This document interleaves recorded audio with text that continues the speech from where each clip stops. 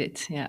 Yeah. So we were talking about the difference or the transition stages that women go through. And of course, birth is vast. And I mean, for that reason, I didn't really specialize in birth because it was so deep and so difficult to find all these different kind of pathologies and, little tricks to help with the woman.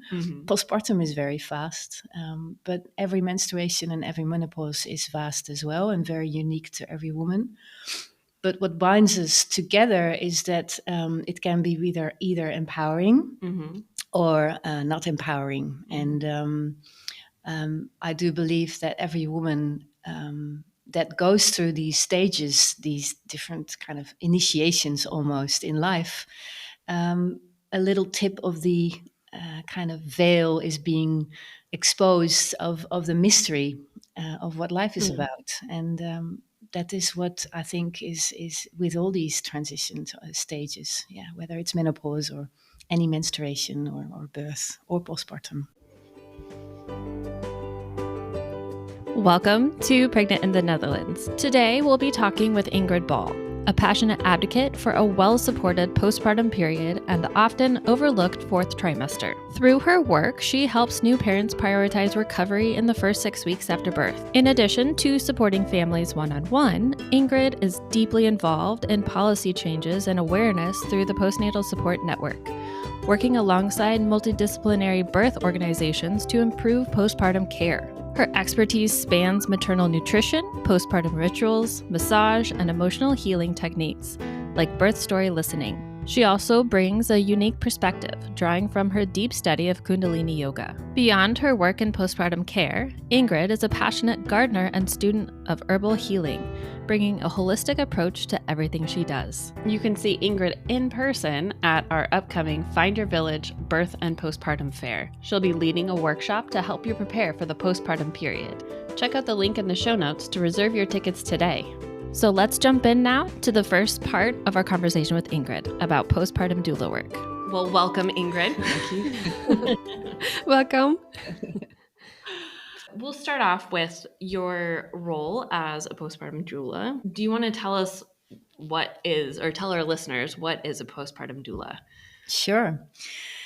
So the term doula, I assume that the listeners are familiar with, right? It's a Greek word for meaning wise woman. And a postpartum doula is really the wise woman that is completely specialized in the transition into motherhood, specifically in the first 4 months or 3 months after birth.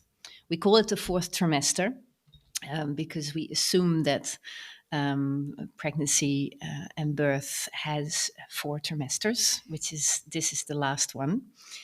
And there is so much happening in that stage of pregnancy, really. When the baby is not fully developed yet, the body needs to go through huge adjustments of the, post-pregnancy state that there is special care needed for not only the body, but also the emotional stage, the psychological and even spiritual state of a mother. Mm-hmm.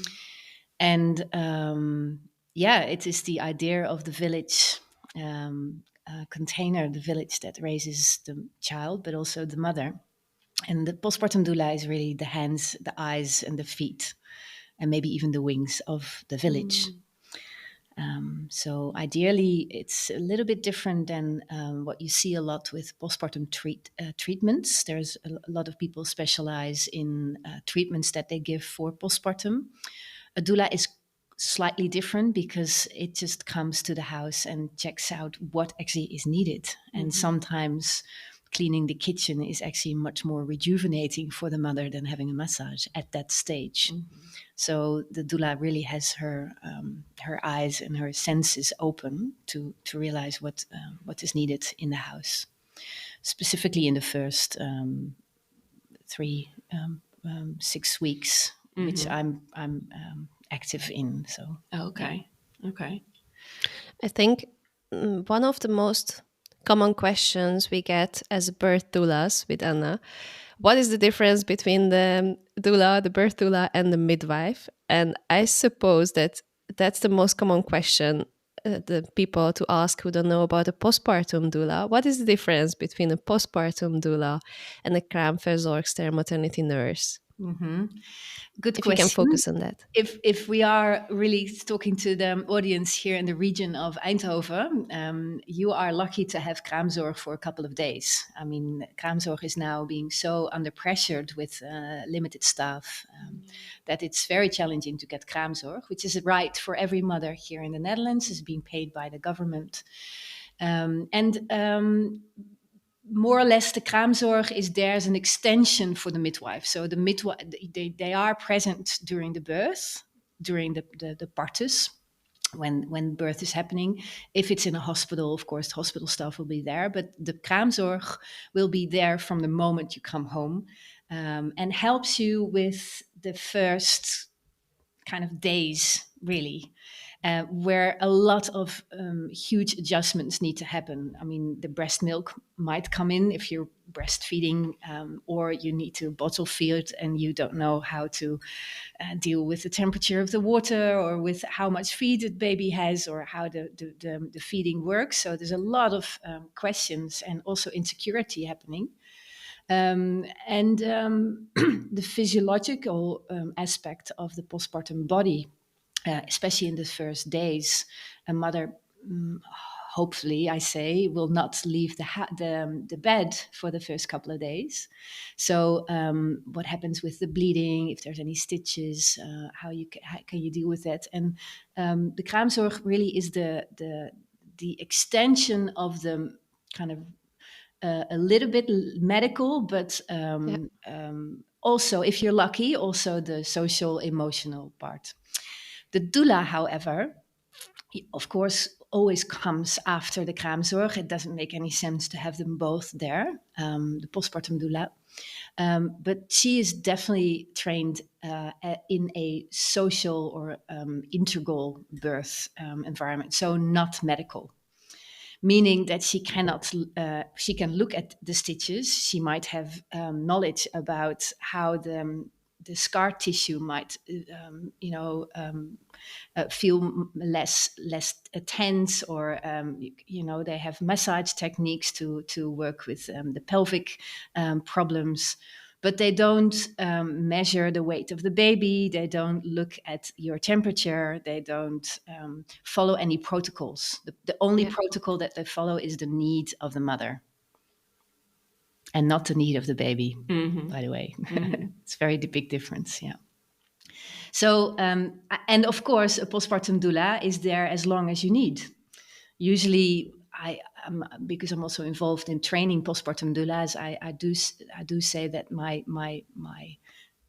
knowledge stops after, like, say, 3 months postpartum, because of the needs of the mother and the partner being completely different than the first weeks. And even in the first weeks, the first 6 weeks or the first 40 days, the need of the family is completely different from week 2 to week 5.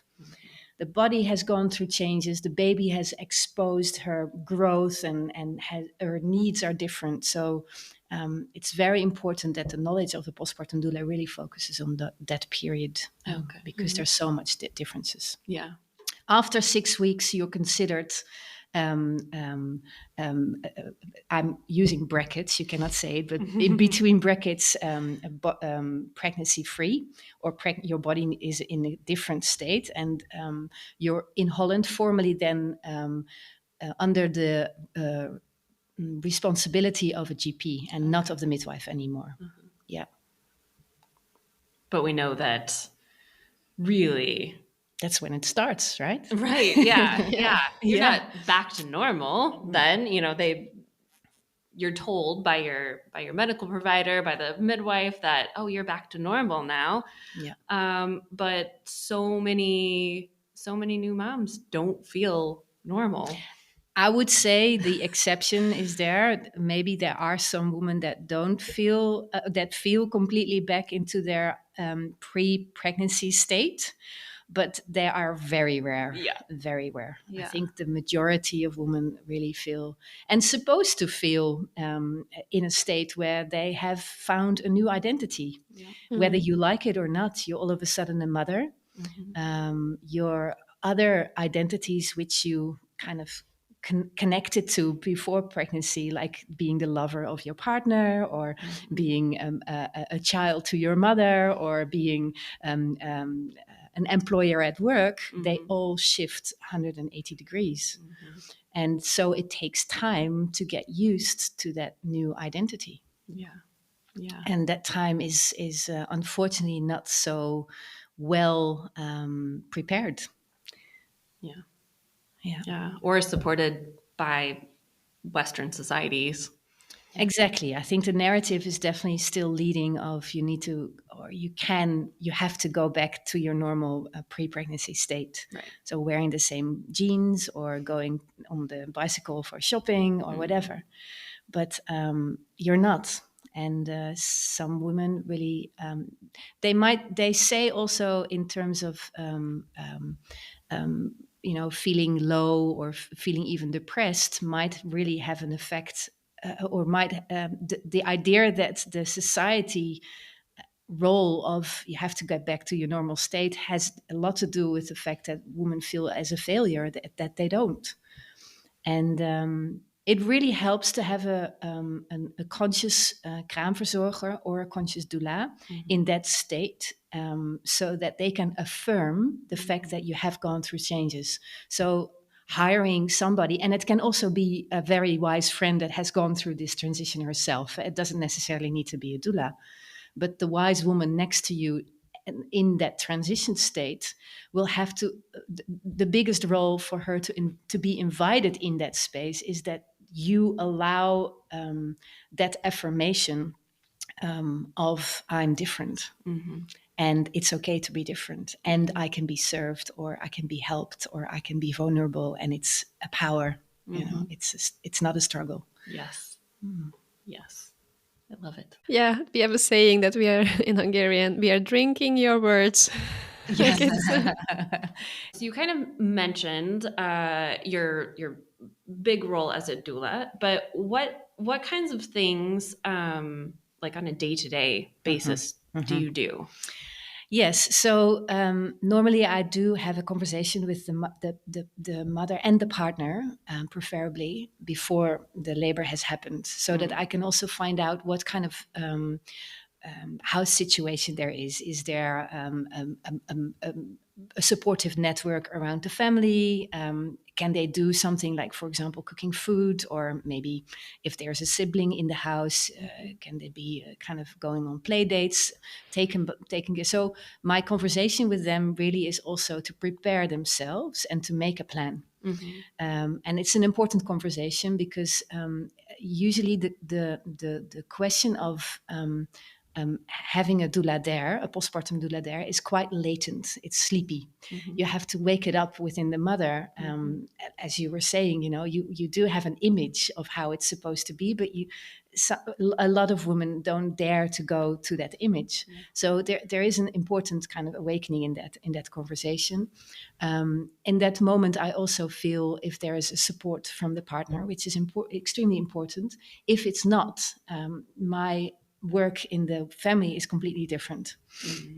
And I will really kind of aim a lot to also help the family to get other support systems in place, so that even if the partner is not able to help, and that the partner doesn't feel that he is the one, or she maybe is the one that needs to take care of the whole family. So it's important conversation. And it really depends if they are in a state where they don't really, or they have like a supportive network. They're big. Maybe some families are very big on food. There are lots of Indian expats in this region that have a very strong Ayurvedic tradition, and there's a lot of knowledge about Ayurvedic food within this postpartum. Lots of fat, special herbs to kind of keep it warm.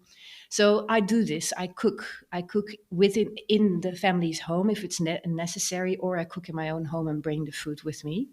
So that's one major thing that I do, because I really feel that within the food that I'm serving, there is so much more than just the nutrition of the food. There is, you're not alone. You're being taken care of. I carry you. Just lean on me, and you don't have to do it yourself. So it's very big.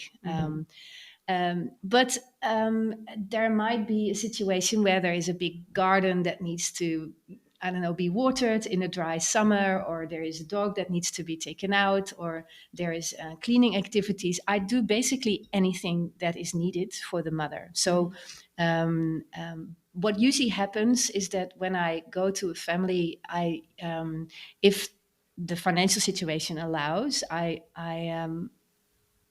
asked them to at least be there 3 or 4 times in the period that I'm there, and ideally a minimum of 3 hours, so that I can actually come in a relaxed state. I have a conversation with the mother. I'll make her some tea. I might actually go and give her a foot massage or a little foot bath with some magnesium salts. So that while she's breastfeeding on the couch, and while we're doing the soaking of the feet or the massage of the feet, she can actually have a conversation about how things are going. I check if usually the washing is like not in the first week, because the kraamzorg is very big on washing, but the second and the third week it piles up, and it kind of gets a lot of stress because she always feels behind. Most mothers, they understand the household tasks that are happening, and just taking a dishwasher out and clean dishes that can be of such big service to her state of mind. So that's usually what I do without asking. So I'll tell her, okay, I'm going to kind of do little errands or a little housework. You just relax, and if there is time, I can massage her, I can do a belly bind, whatever is needed, or maybe she wants to go for a walk and I'm tending the baby. I'm trained as a doula. I'm not trained as a nanny, so I do. I am not so keen on kind of being the babysitter and the mother kind of going out or whatever. I do think it's important that the mother I help her with binding or having a sling with the baby, or helping her with going out if she wants. But there was one mother once that was diagnosed with a postpartum depression, and I did go and have big walks with the baby so that she can rest. So that in her circumstances was absolutely needed for her to rest. Yeah. So it can be extended work. But for me personally, as a postpartum doula, I built this relationship with the family and get in tune with their needs. Of course, intuitively you understand straight away when you come in, okay, well, this is this kind of family, and these, I think, are the needs.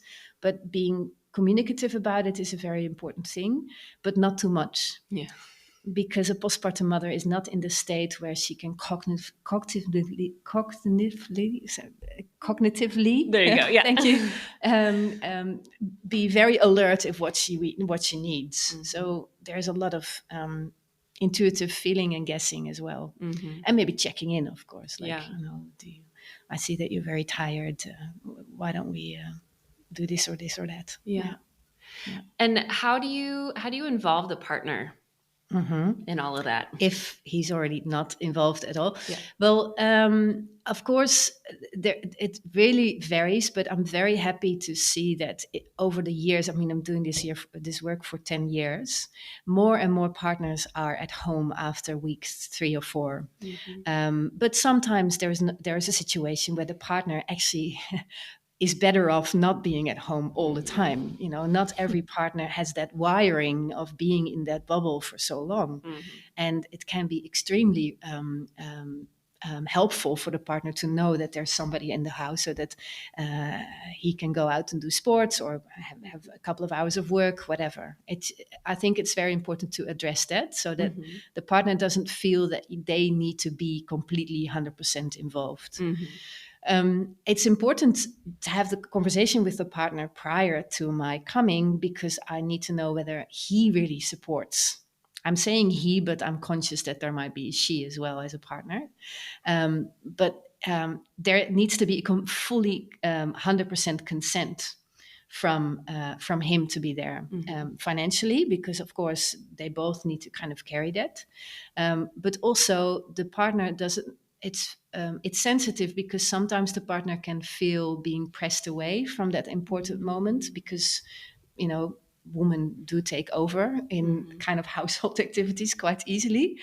So it's important that there is 100% consent, and being involved also helps. I mean, there was a family once that I saw that he really was was the first child, and the partner was really looking for a way to help out with the relaxation of the mother.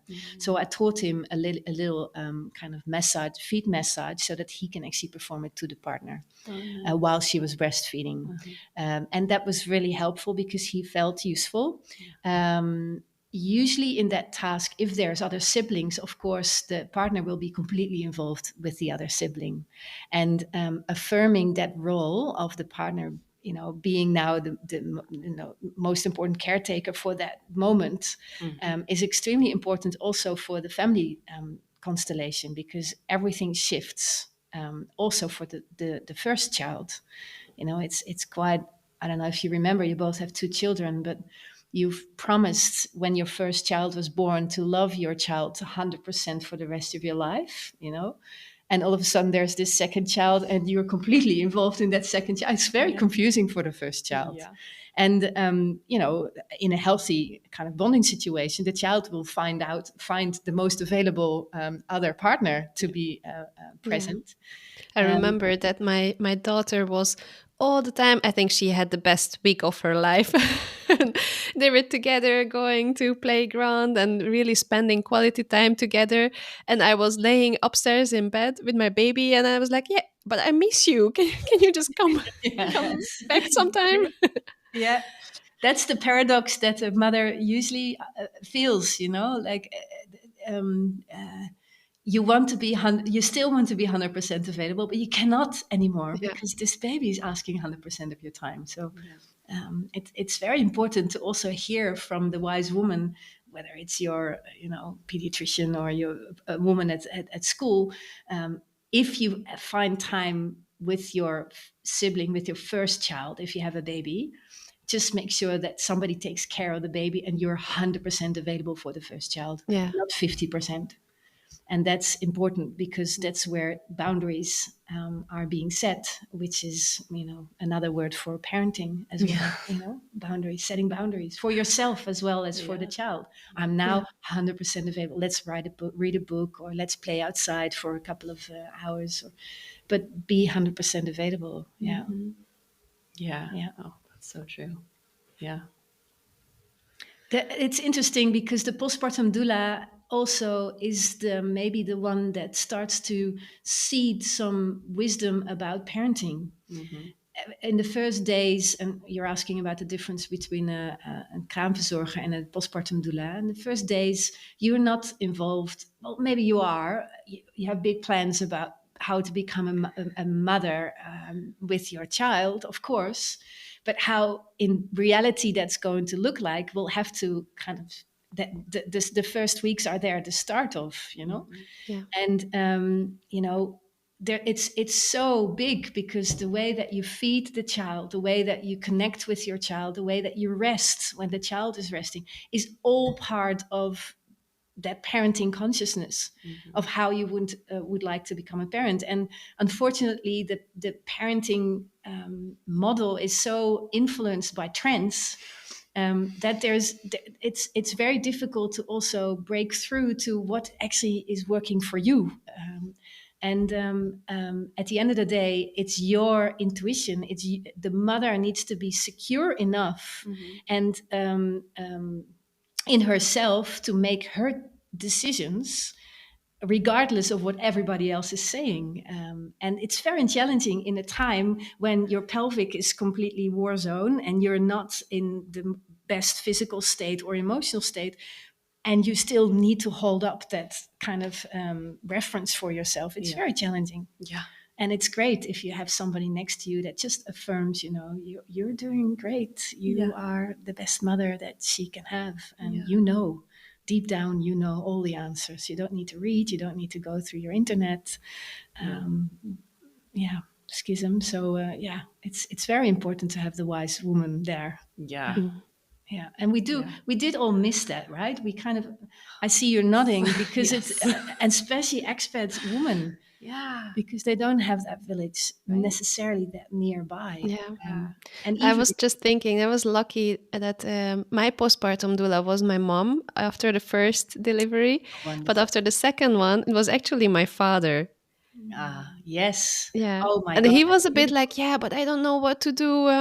It's so easy when when mom is here, then she knows what to do immediately. And then I was just telling him, but what you do is perfect. He was like vacuum cleaning and helping with getting clothes out of the washing machine and stuff like that, which he thought but it's nothing. But it meant a lot for me. It's a good affirmation, Juliana. What you now said is that we intend to think that household errands, household activities are nothing. But if you list them, it's like it's an unpaid job. And the fact that you actually delegate this to your father in this case, which is amazing and beautiful, well done, because now you've taught your child that when she is in a moment of vulnerable situation, that she can actually reach out for help. So it's very deep. And another point that I'd like to address, which is extremely important, which is, I think it's a little bit kind of marinated in the whole hormonal discussion about oxytocin being the love hormone and being so extremely important in postpartum, skin to skin, breastfeeding, whatever. But do we realize that if we ask somebody to help you, you actually generate a lot of love hormones with that other person? The fact that your father vacuumed your house, actually, the fact that he was able to help you in such an important stage of your life made sense to him. Made him. I'm sure that he, consciously or not, really felt like an empowering thing to do, to be of service to somebody. It's the most special thing. And I didn't even start on him missing the birth of his daughters because he was not allowed first time he was not even around because he was a soldier, and second time he was not allowed in the birthing room. So he was at my home birth. Wow. And then he could just be there in the first weeks. Yeah. What a healing experience that must have been for him, Yeah. It's really corrupt, I think, the idea that we think we cannot ask for help because everybody's so busy. Yeah. Because we do cut off an important lifeline of other people being available or helping out. So please, all listeners out there, go out and ask for help. Yes. You don't need to do it alone. Yes. You don't have to. And it's very important for everybody. Yes. I hope you're feeling as inspired as we are after our conversation with Ingrid. Make sure you like or subscribe to our podcast, Pregnant in the Netherlands, so you don't miss the second part of our conversation with Ingrid, where she talks about her advocacy work with the Postnatal Support Network and the cultural shifts that we need to really hold mothers and support them during the postpartum period. And don't forget to reserve your tickets today for Find Your Village, a birth and postpartum fair, where you can attend Ingrid's workshop about preparing for the postpartum period. If you enjoyed this episode, please leave us a review. This helps other families find our podcast and know what to expect when they are pregnant in the Netherlands. Thanks so much for listening. Until next time.